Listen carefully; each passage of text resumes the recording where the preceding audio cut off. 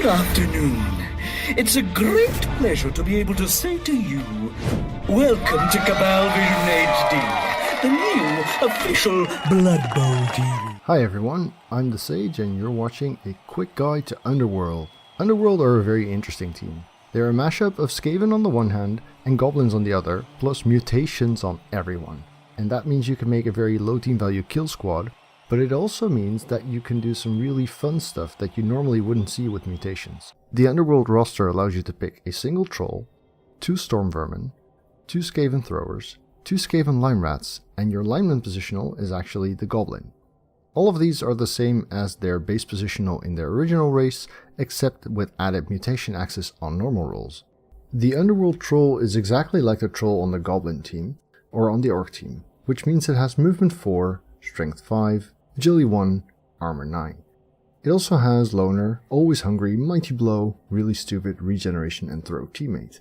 However, it doesn't only have strength access on normal rolls, but also mutation access, and that is a very big deal because it turns it from a mediocre player into a pretty good one.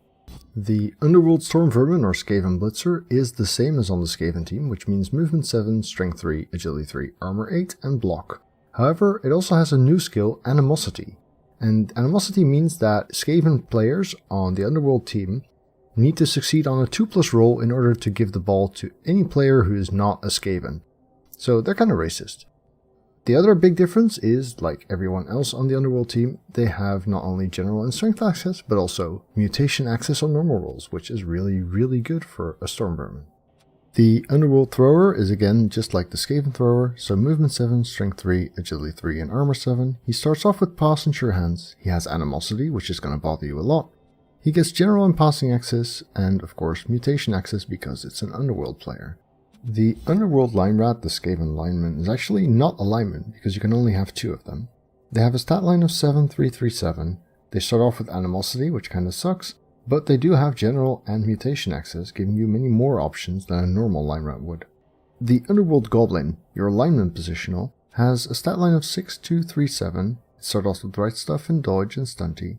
It has agility access and mutation access.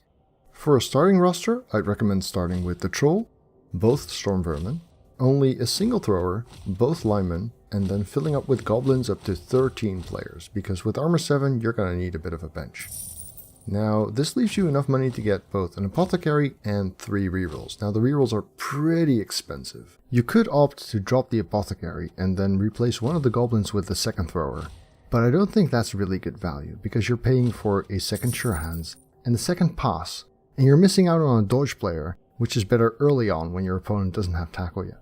As for star players, Underworld have access to Morg, the overpriced ogre of course, Bomber Drivelsnot, a Goblin Bombardier, so he has the ability to throw a bomb, and this works like a fireball except the center square is automatically hurt, but the opponent can catch it and throw it back, and also you're trying to throw a ball with a Stunty, who has a -1 to passing, and he only has agility 3, and he has a Loner, so it's kind of unlikely to succeed. He does, however, have Accurate, which applies a +1 to passing, effectively cancelling the downside of Stunty. So he'll throw a quick pass bomb on a 3+, which is not awful. We also have Fezglitch. Now Fezglitch is really good value. He's only 100k, he has 4737. He has no hands of ball and chain, which means he can use his entire movement to go in a random direction and block whoever's there without having to use an action for it. And a movement 4 is actually really good for that. We also have Nobla Blackwart, 130k chainsaw player, so he gets to saw someone and go straight to an armor roll with a +3, but he needs to succeed on a 2+, of course, because chainsaw does that, which is kind of tricky when you have Loner, but you know, most inducements are kind of funky like that. He does have both block and dodge, which means he's a lot less likely to get knocked down and suffer the +3 on the chainsaw when your opponent tries to get him. Skitter Stab is really nice, we know him from the Skaven team, 9247, Stab, Prehensile Tail and Shadowing. 160k is not too bad. Glarch Smash Whip, 7438, a plus strength Storm Vermin with Claw and Juggernaut. Pretty good if you're up against an armor team and don't have Claw yet yourself. With this really good set of fairly cheap star players available, the Nuffle Shrine is actually quite worth considering as a stadium enhancement for Underworld. For skilling up your team, first let's have a look at the Underworld Troll. Now, he has mutation access and that gives you some really good options. Most importantly, claws and tentacles. You'll want both of these skills probably. The question is what to begin with, and I prefer claw because it helps him skill up a lot faster, and in turn that gets you tentacles a lot sooner than you would get claw if you started off with tentacles. After this, there are some strength skills worth checking out.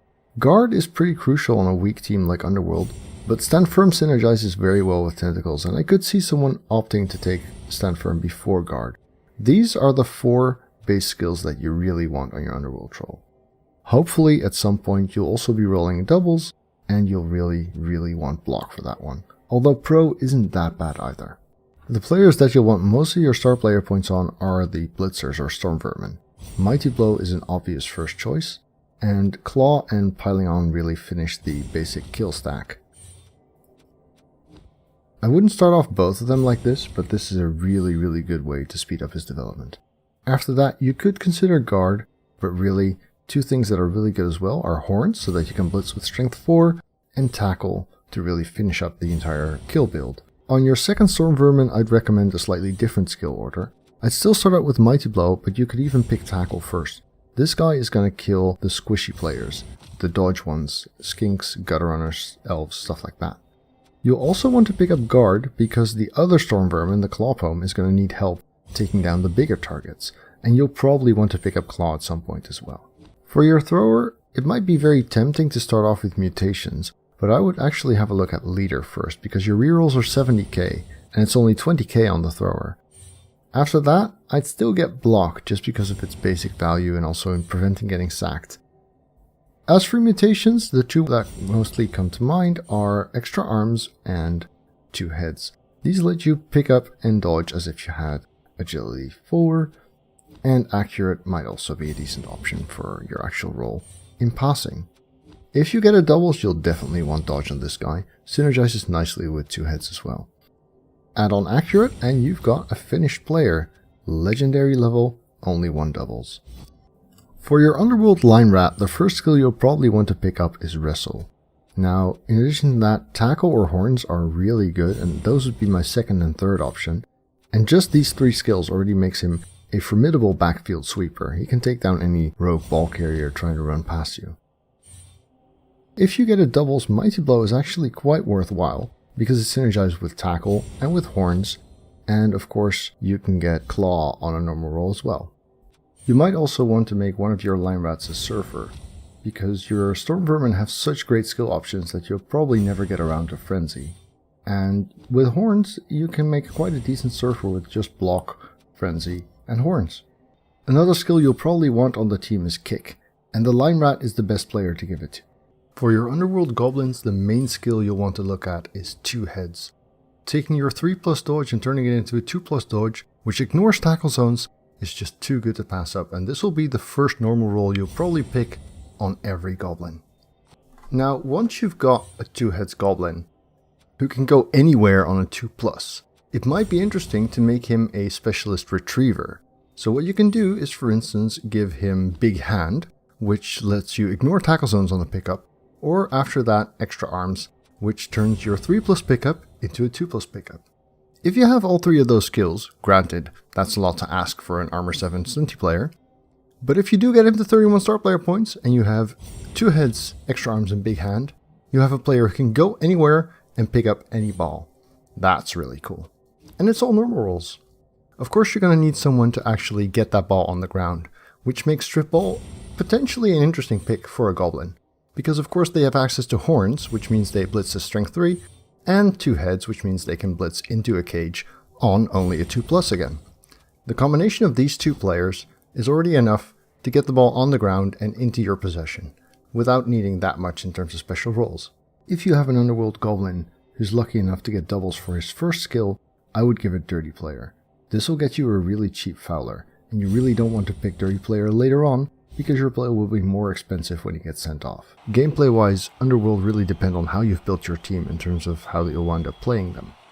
If you have a really efficient kill squad at low team value, with most of your star player points gathered around your troll and your storm vermin, then obviously your plan is to murder everything and take the ball when you're done. If you've managed to build a nice sacker and a nice retriever goblin, then your game plan might very well revolve around that instead of around killing stuff. You'll often find yourself in a tricky spot where all of your players are fragile and none of them are really expendable.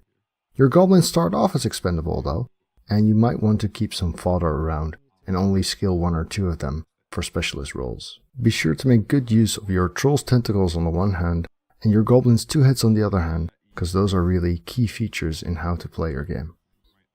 Of course, explaining gameplay is always a lot harder than showing it, so you might want to have a look at these videos to get a better idea of how to play as Underworld. Thanks for watching and good luck in making your own Underworld team.